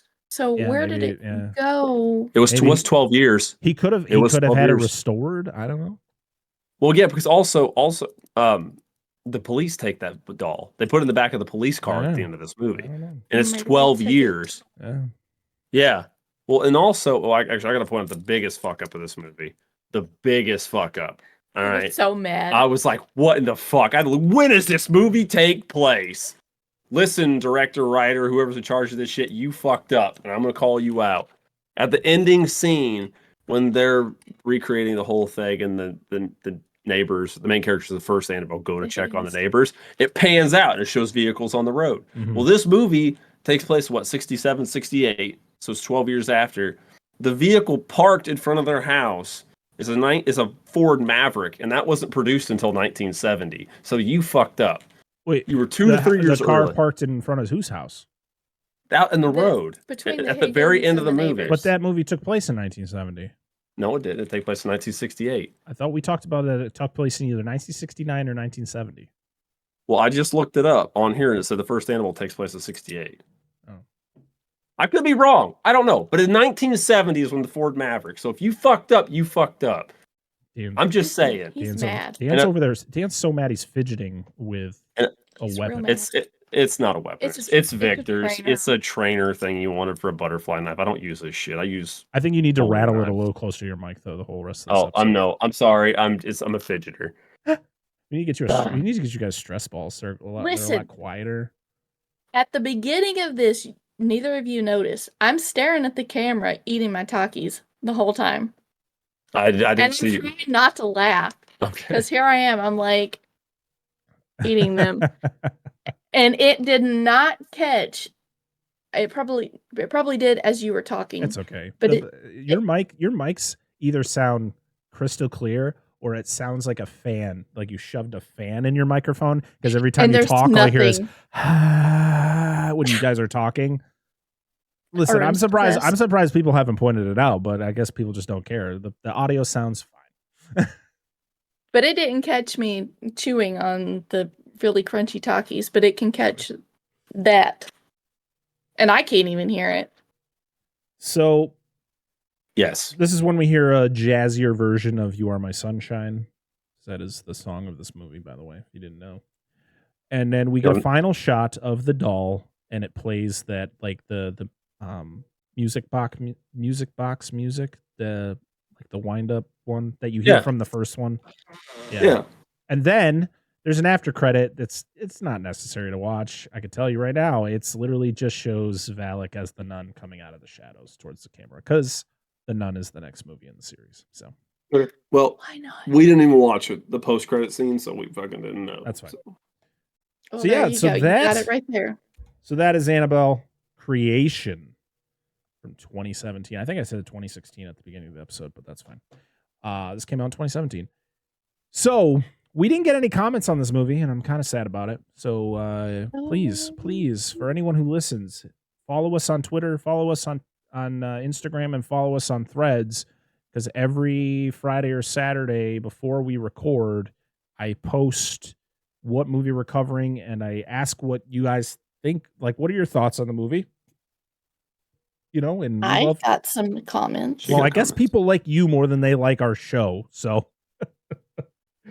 well, Angela got some comments. That's great because we got none on any of the Dissect That Film pages. So please comment on ours too. Just tell us some of your thoughts. We love hearing what the audience thinks of the movies we cover. So yeah, please let us know. Darren likes me better. He sure, I guess so. So share your comments, Angela. So I streamed last night. So I put stream will be late tonight because we are trying to finish this. And Darren says trying to finish this might be the most accurate review I've ever heard for this movie. Ouch. I was gonna like that comment, but I was like, I like this movie, so I don't want to. I liked it too. I don't want to like agree with that statement because I feel like he's saying like this wasn't good. And then Kevin the critic says, all I remember about this movie is getting to the part where they explain what's happening with the backstory, and me and my cousin both thinking, why wasn't that backstory the entire movie? I guess I agree to a point. I think it did enough of it. Seeing the girls getting terrorized, I guess makes it. If not, it would just be the mom and the dad. Well, it's like the whole movie, I guess. There's like a few, like you get the whole thing at the beginning, but then you get like flashbacks in between. Oh, I yeah. I like that. All right. Well, before we go into our final end of show rigmarole. We're going to talk about our thoughts on the movie. I kind of shared mine in the beginning because I'm terrible at not doing what I say not to do. So let's talk about our thoughts. So, Angela, what'd you think of this movie? You get to go first. What did you think of Annabelle Creation? I like this one better than the first one. Okay. The first Annabelle? The first Annabelle, yes. Definitely. I felt like there was enough jump scares, even though there was a lot of jump scares. The two main little girls were great. I thought the girl that played Bee was great. I liked the parents playing the... I wouldn't know about having lost a kid, but I felt like they portrayed that feeling. Yeah, I agree. Very well. And I love the jump scares. Like, yes, they scared the shit out of me, but they were great. I love the demon is... Yeah. Joseph Bashara is very good at playing demons. He's just so good at it. So good. I think he's just made of charcoal. Like everywhere he steps, he leaves the black footprints. That's because he's just made of ash and charcoal. That's all. But on your point of like Anthony LaPaglia and Miranda Otto's portrayal of the Mullins and kind of their way of dealing with the death of their child, I like how it was a little bit different than what we usually see. Like usually you see like a death of a child in a movie and the parents just like dive deep into alcoholism or drugs or stuff. It's no, they're just really, or divorce. Like, no, they're just really sad. Like they're just like the mom is scarred because of the demon that you later find out about. You don't really know why she is in the predicament she's in, but he's sad and he's just kind of, I feel like he's just living in kind of like an autopilot mode. Yeah. Where his emotions are just gone. Care of her. Yeah. And like, I'm not afraid to admit it. I've had a miscarriage. He was great during the whole process. Like, I got super depressed. Yeah, no, I bet we've been through a few on this side too. So he, like, I feel like, you get those men that want to take care of their wives. They fell in love with them first. Kids came after. Yes, something tragic happens. Mm-hmm. And they still want to take care of who they fell in love with. Like, that doesn't change. Yeah. So I felt like they had great chemistry there. So it's nice when you have two actresses that have that chemistry, that maybe they don't know each other out of work, but they pull it together and it's great. Mm-hmm. Like, it was great. Dan? I thought this I'm gonna mirror what she said, but I thought this was better than the original Annabelle. I'm making like a rating system of these movies so far in my head, or trying my best to. But how I would rank them. But I think this one is better than the first one because I actually gave more of a crap about the characters in this than I did the original one. Because I felt like we talked about that in the original review. Like, they were fine, but they were there to facilitate the story. Even though these guys were too, they just felt like I related more with them. They were more likable as characters. Even the shitty, like the one pissy ass girl, the two teen girls. Even I kind of like their interactions and stuff. Carol and Nancy, yeah, that's it. Yeah, every group, there was always like a group of two. Yeah, and they always had good chemistry with each other. Yeah, yes. I agree. Because even the one that didn't say anything. Yeah, I can't remember her name. I couldn't remember her name because she wasn't prominent enough in this. Tierney and Kate, they were always together, even though they didn't say anything. Yep. They always were together. Yep. And I like I said, it was well acted for it. I thought there was some really good cinematography. There was good scares. There was some great suspense. Some really great shots we talked about, like the equivalent to the elevator scene with the seat at night, the staircase and the seat at night, and then being twice being in the shed. The first time with her getting possessed, and the second time with the scarecrow, I thought was really good, with the light bulbs unscrewing. And the only thing I think was my the one thing, it's not really a big knock against the movie, is this didn't really have a memorable, like any memorable music, like main music like the other ones did. They played a song. I have no idea what the fuck it was that played in this movie. It was almost like the music was like really low. Well, I meant there wasn't like Bus Stop and shit, no, it was just "You Are My Sunshine" played repeatedly throughout this thing. I kept thinking there was one other song that played in this movie, but I couldn't recognize what it was, and it was not from the era. It was not from 1955.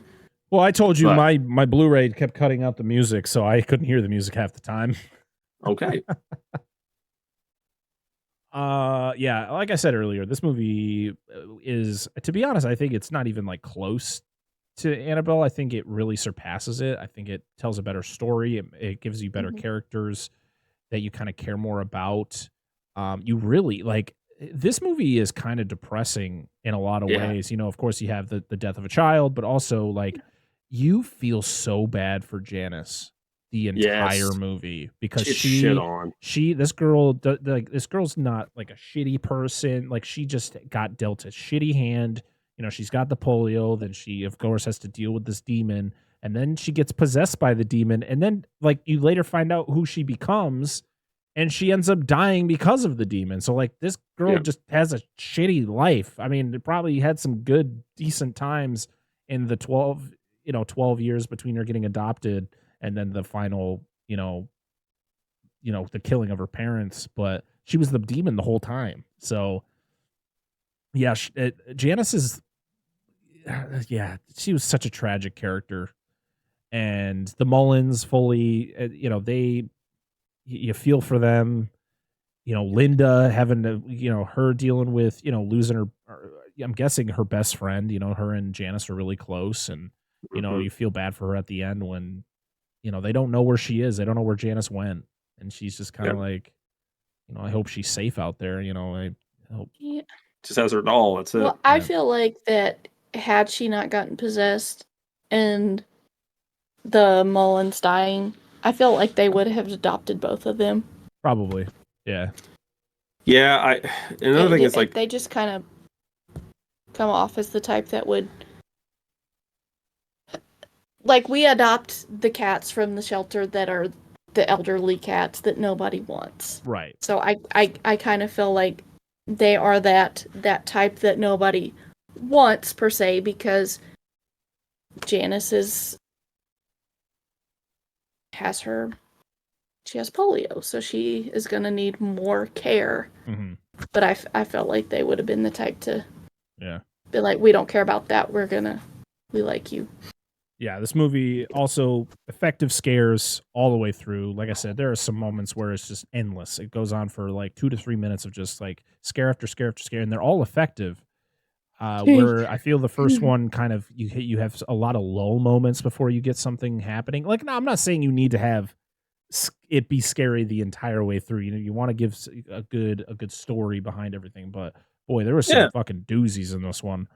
Mm-hmm. I hate that they picked on the girl the whole time. Like they just fucking beat her down. Oh, yeah. And one thing I will say I like about this movie is even though the orphans, it's all from a very Christian angle, is there's no exorcism.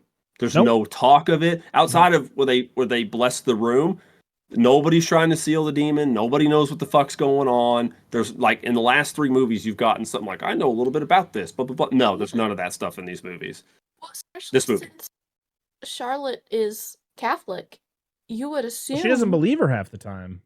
Yeah, and by the time shit hits the fan, by the time they start she finally believes them, and there's no time for it. Yeah, because the final interaction when they figure, like when Charlotte kind of gets she wakes up from her fucking slight coma from after getting tossed into that mirror, and she gets up and she's like, "Oh shit, this is not Janice." It's only a matter of seconds that she throws that rosary bead on her and throws her in that room, and that's it. There's no gotta call the church, gotta have someone come down and deal with this. No, it was the bing bang. We called the cops that come, and then it's over. Yeah. Okay. Yeah. Which is fine because I don't need to see an exorcism in every single movie. No, and I like the change of pace. That is true, but with Father Massey walking outside, like you see him in like two scenes. He's driving the bus in the beginning, and then I think he's in one other scene, and then he shows up at the end. He's talking about unloading their bags and shit like that. Yeah, the window when they first get into all their rooms. Mm-hmm. Janice is looking out when they get into the room, right before her crutch gets knocked off in the floor. Yeah. She's looking outside at him, and he looks up at her. And I almost feel like they would not feel it, but kind of, I don't. No, I get what you're saying. But yeah, those are my thoughts. This is definitely a huge improvement from the first one. Yeah, check it out. It's worth watching. Please. All right, let's rank this one. So right now, our rankings are at number 1, Conjuring 2, number 2, The Conjuring, and number 3 is Annabelle.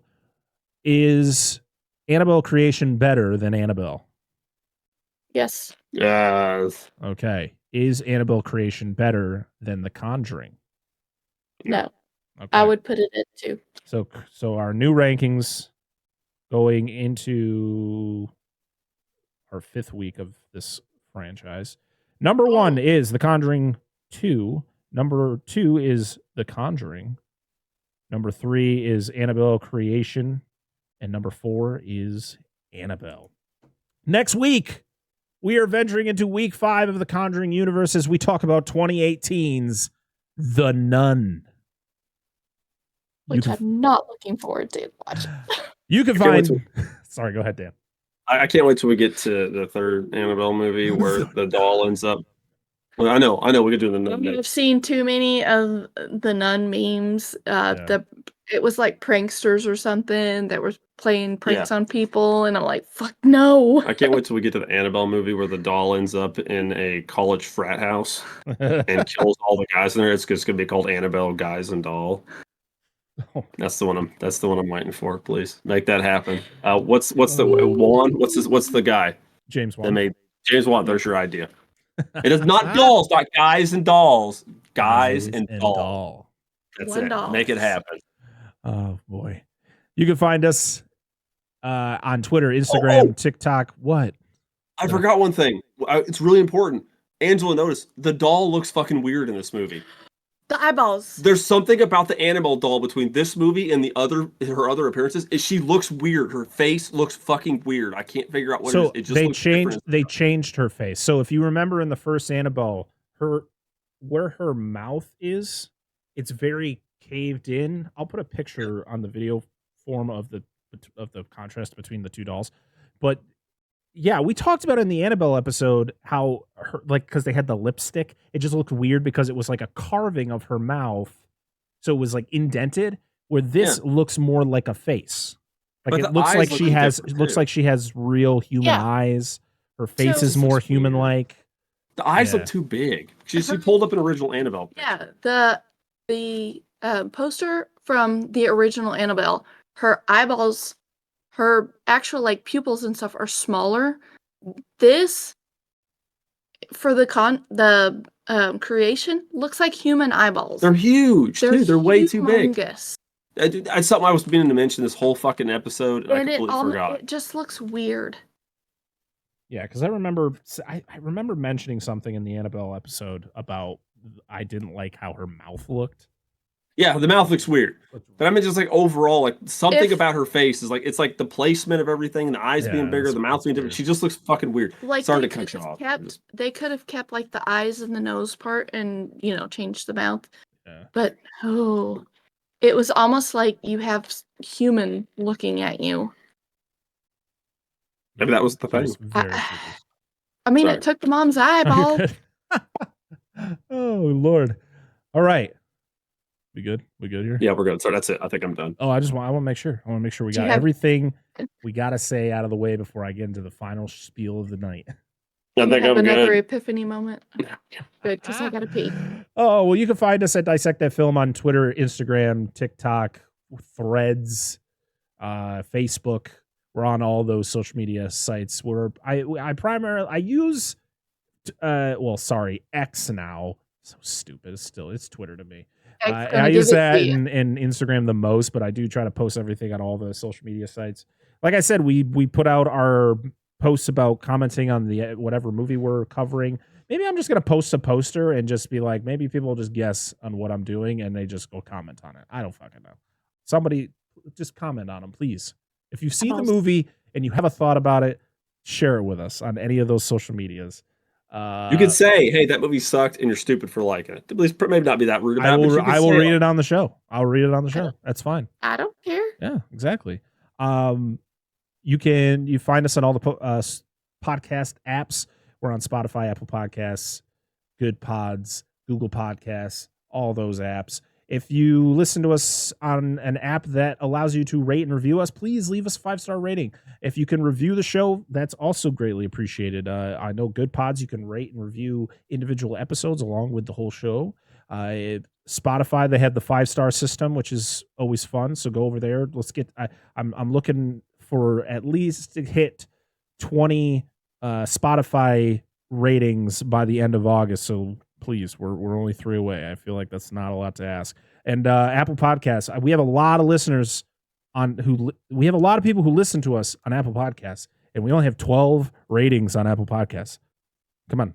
Wow. It's free, guys. If you like the show, please let us know. Please rate us 5 stars so that more people can listen to our show, because that's what we want. We want more people to discover the show, listen to the show, listen to us ramble on for over 2 hours every time. And hopefully you'll have a good time. And if you watch us on YouTube, hey, you see our faces. Hello. You saw me eating Takis. You can like, comment, and subscribe to the YouTube channel. We're slowly, snail's pace trying to get to 500 subscribers on YouTube. It's been a task, but we're gonna get there someday. But please leave us a like and leave us a comment. We actually get a decent we get a few comments every episode, so we appreciate everybody who comments on the YouTube videos. And we also have a Patreon where you can support the show financially, help us pay for programs that we use for the show, help us get new equipment for the show. And everything that you give us through the Patreon goes right back into the show. It does not go into our pockets or, anything that doesn't have to do with Dissect That Film. But we have 2 tiers. We have a $1 tier where you can get all the episodes early. You can I release them on Mondays where the episodes come out on Fridays. And it's just, it's nice. You give us $1, we give you an episode early. And if you subscribe to our Mark Wahlberg Book Club, which is our $5 tier, you get some extra goodies, meaning extra exclusive shows. We have a show called The Monster Zone, which is hosted by Dan and Angela, which is like the title of the show explains. It is a show about monsters where we talk about monster movies started whenever. I don't even know what the oldest movie we're going to be talking about, but we've been talking about a few from the 50s, which is pretty crazy. Something that we really haven't done on the show. Yes, exactly. So 50s is the earliest we've gotten so far. Them 54 was the earliest. So yeah, we talk about monster movies, and you get 2 of those a month. One in the beginning and one at the end of the month, and then we have another Patreon exclusive show called Out of the Tubi, which is once a month. We talk about a movie on Tubi, and usually they're not the greatest, but they're really fun to talk about. So if you want all those extra goodies, you can subscribe to the $5 tier of the Patreon. We did get a new $5 patron. We want to welcome Jason from Nerdrovert. Thank you so much for becoming another member of the Mark Wahlberg Book Club. I really want to get a shirt made up, but I really imagine we make a shirt and then we get sued by Mark Wahlberg. Oh my God. Just don't show his face. It could be anybody named Mark Wahlberg. It would just There's multiple. I really just want Mark Wahlberg. Listen, it's a joke, guys. It's a joke. So yeah, I want to thank all of our patrons. We have Nerdrovert, we have Robert Stewart, we have Rudy5453, Andrew Schoening, Eric Stein, Carlos Smoda, the Baron's Hideout Podcast, Dan and Angela of DNA Gaming, Billy Joseph Jr., the Flicks and Friends Podcast, Dune Generation, and Johnny Browning. Thank you to all of you amazing patrons for supporting us a little bit extra with, giving us a little bit of financial support. It's always appreciated. Remember, this core show is always free. This will never be, you'll never have to pay for this show. You'll never have to pay for the 2 other shows that we do, not as much as we used to, but we do have our TV review show, which I did release a Twisted Metal review Well, when this episode comes out, it's gonna be. It's been a while. It was out of the blue, okay. And I know that you guys don't do much TV, so she does more than she does. I don't. I didn't even know there was a Twisted Metal show until somebody had mentioned it during stream, and I was like, what? So yeah, we have our TV show called Slice of TV, and then we have our Fresh Cuts show, which is we talk about new release movies, but we really haven't seen many all together to talk about any, so we haven't done one in a while. So, but we will probably do some more later on in the year because there is a new Godzilla movie coming out that we're hoping to cover. So yeah, I think that's enough talking from me. Do you guys have anything else before we jump out of here? Nope. No, I'm good. So yeah, we'll see y'all next week for The Nun. I am Brett Parker. That is Dan and Angela of DNA Gaming. We are Dissect That Film, and this has been the Dissect That Film Podcast, episode 120. See y'all again next time. Bye-bye.